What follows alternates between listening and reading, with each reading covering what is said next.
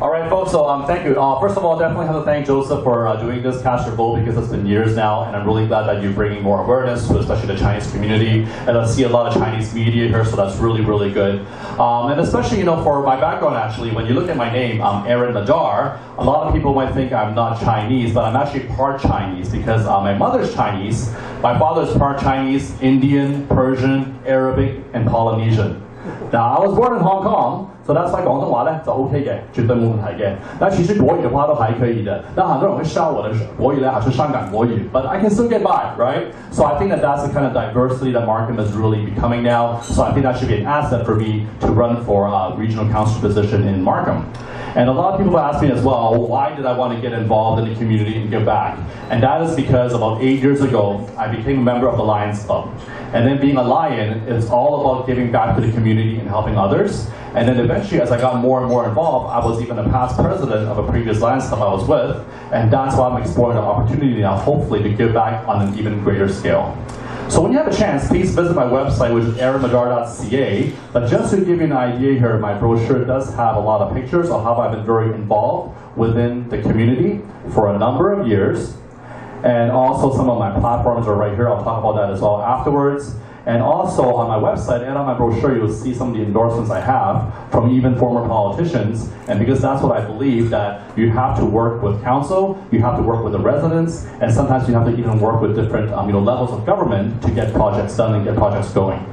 So on some of my main platforms, one of them is infrastructure. Definitely the subway has to go to Highway 7, and I know that we have to work with the provincial government to help to push that.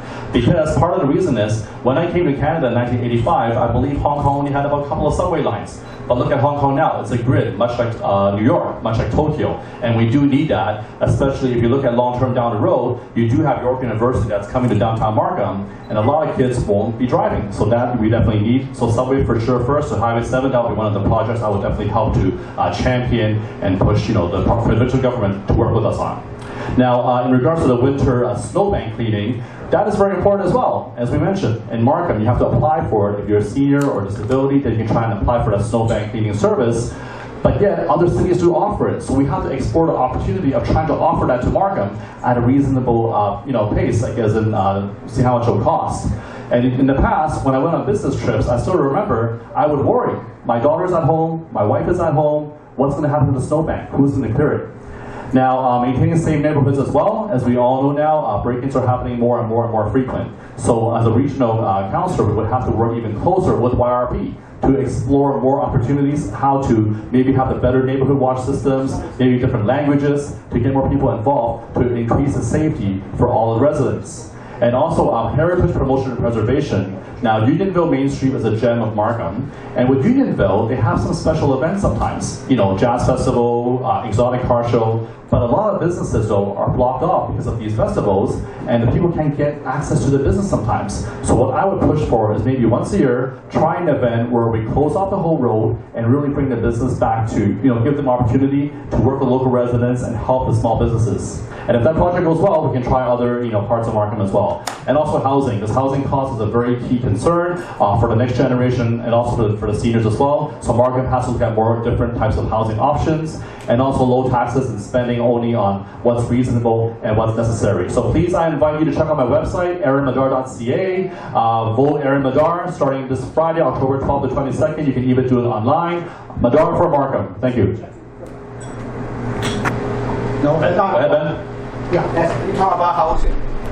How would you promote affordable rental in Markham?